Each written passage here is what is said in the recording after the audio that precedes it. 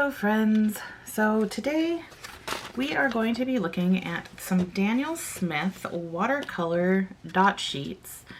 And if you have never heard of dot sheets, what they are they just put dots of paint, of watercolor paints on these papers, and it gives you a way to sample the colors before you go buying any of the actual paint tubes.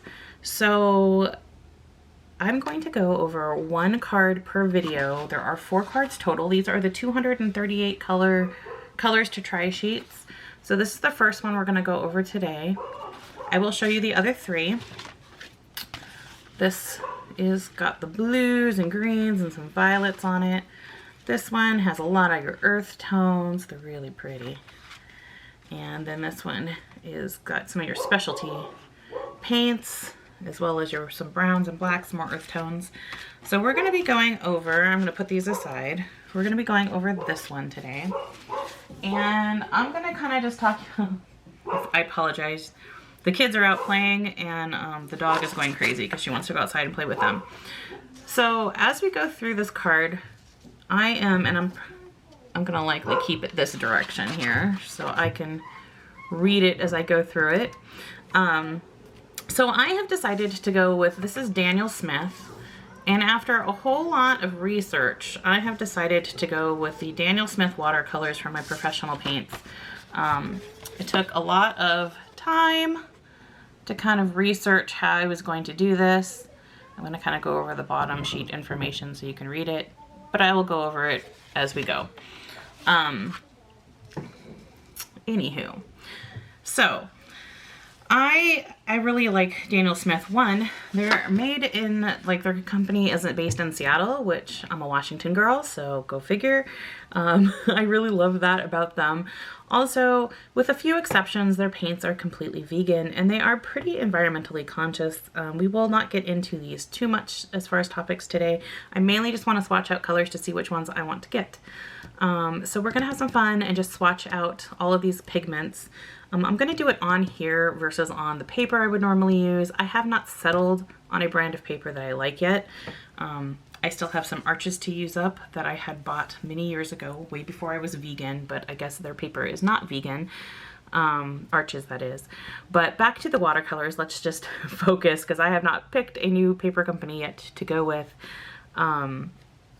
All of their colors and pigments are vegan with the exception of anything that has PBK9 in it.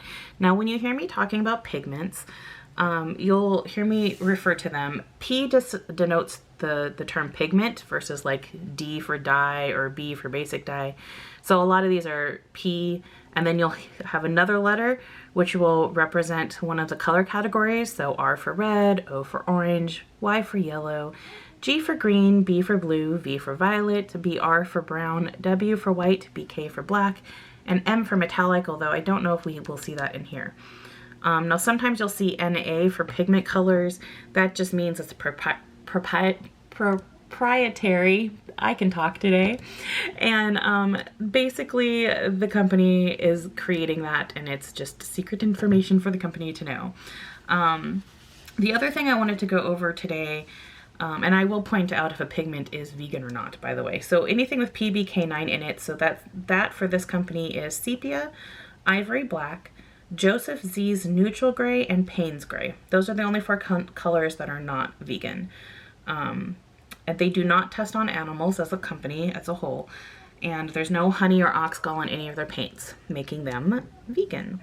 Also, Daniel Smith developed a cadmium hue line versus actual cadmium colors. So if you're looking for cadmium pigments, you're going to want to go with another brand. But if you're looking for a replacement for cadmium pigments, this is the brand to go with. And I did very much appreciate that. So let's get into it. They have a lot of really cool convenience colors, which basically means that the single pigment hues are mixed to make really pretty colors. You don't have to mix them yourself. You have that option. I think they're watering the plants outside. So if you hear that, that's what that is. Anyways, so let's get into this and I will kind of go through some of this information as we go. one of the things that I want to address as we go through these colors, I'm just going to use this to kind of protect my hand from going into the paints. I don't want to pick up any paint on accident on my hand. I want it to just on the page. So as I go through this, I kind of want to talk about, and I'm going to just kind of dot. Oh, let's make sure I've got a completely clean brush here. I'm just going to kind of dot the colors with a little water. I want to talk about toxicity of watercolors. Now, professional paints, you have to understand, they do have some toxicity to them for some colors. Not most of them are non-toxic, but there are certain colors you need to be aware of. I will kind of go over just today, the ones on this sheet are, some of them contain cobalt, some contain nickel, and some contain zinc oxide. I will let you do the research on why those things are what they are, but, and if you want to use them or not. So I will point them out as we go, and then you can do the research on that if you would like. So the first color we're going to swatch out here, I'm going to see if I can get you a little closer maybe, so you can kind of see, is Buff Titanium. This is a really kind of unique color by Daniel Smith. I actually really like this color. I don't know, I haven't ordered it yet. In fact, I put in an order for a few colors, which I'll share in another video. Here, I'm gonna kind of get, there we go. But I really like it. It's a really nice neutral, and it's just very, very pretty. So this is Buff Titanium. Now, some of the things that you're gonna see throughout this video, like down here, you'll see it says there'll be a series number. So for example, Buff Titanium is a series 1. Daniel Smith has paints 1 through 5 in their series. It's basically just the way that they price out their paints. These are all professional level paints. This one here is Nickel Titanium Yellow. And if I say these names wrong, forgive me. I'm not the best at pronouncing all of the color names yet, but I'll get there. The other numbers you have are the serial numbers, which is just based for the company. There's not a lot of meaning to that unless you're looking for it on the company page. And then they have all of these other numbers. So for example, the Roman numeral 1 here stands for light fastness. So it'll either be excellent, very good, fair, fugitive, or NR, which is not rated.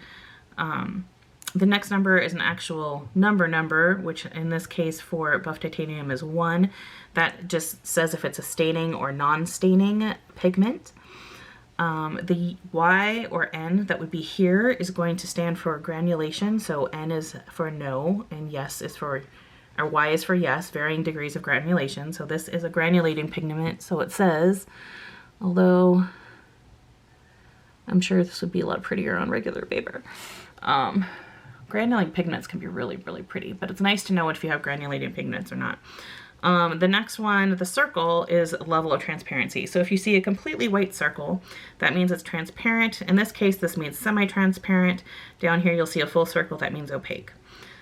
Some of these you're gonna see a P on, and that is just for the Primatech line.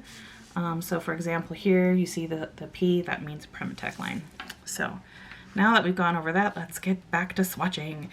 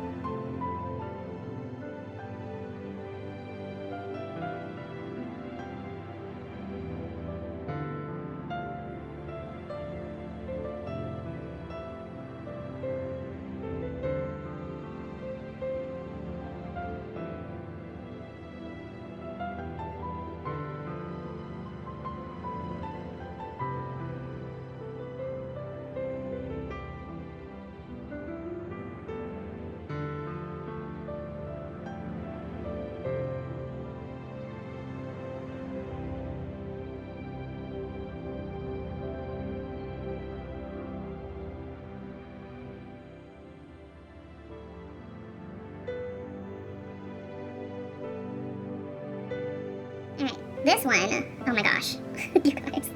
So Opera Pink it actually has a fluorescent pigment in it as well. They put fluorescence in here, which is what makes it insanely fugitive. This color is not going to stay on your paper. You will paint something and it is going to fade so fast. Oh, but I so love me Opera Pink. Look how beautiful and bright that is, guys. Oh.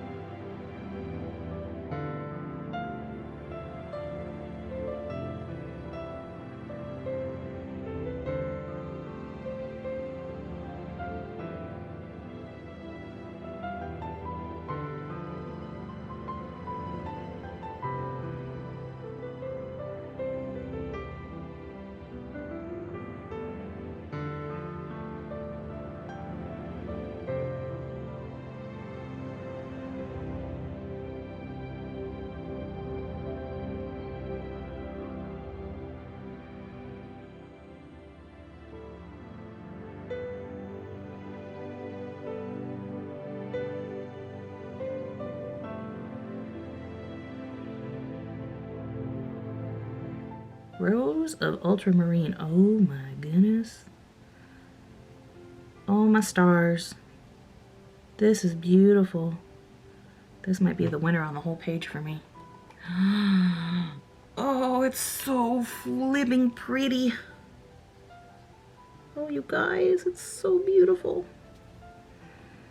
Okay, I'm not gonna lie. I think this is my favorite color on the whole sheet.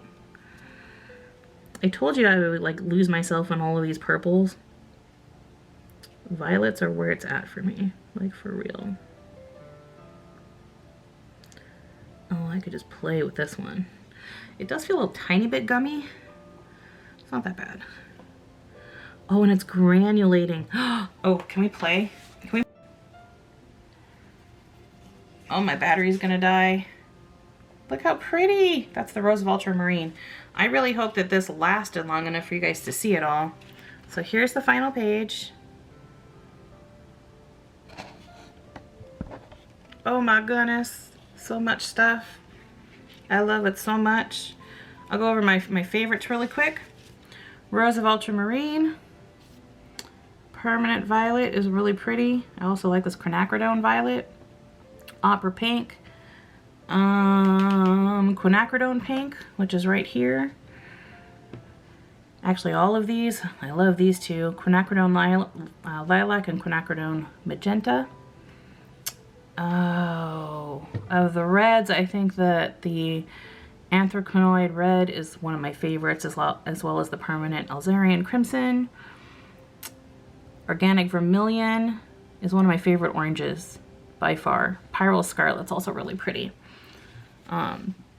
Into the yellows here, I would say Indian Yellow, Hansa Yellow Deep, New Gamboge, Permanent Yellow Deep, Aussie Red Gold, definitely. And then over here, I really like this Aurelian. The Cadmium Yellow Light Hue is really pretty, as is the Medium Hue, although I really love this Medium Hue. If I really wanted like a neon, I'd go with the Hansen Yellow Light, but I don't think that's in my wheelhouse usually. And then the Buff Titanium for sure. Naples Yellow is also pretty. And this is probably, these two are probably my favorite oranges. Transparent Pyrrole Orange, definitely a pretty one. So those are my favorites. I hope you guys enjoyed. And oh my goodness, look at that, so pretty. Look, so granulating, so you can see the different colors.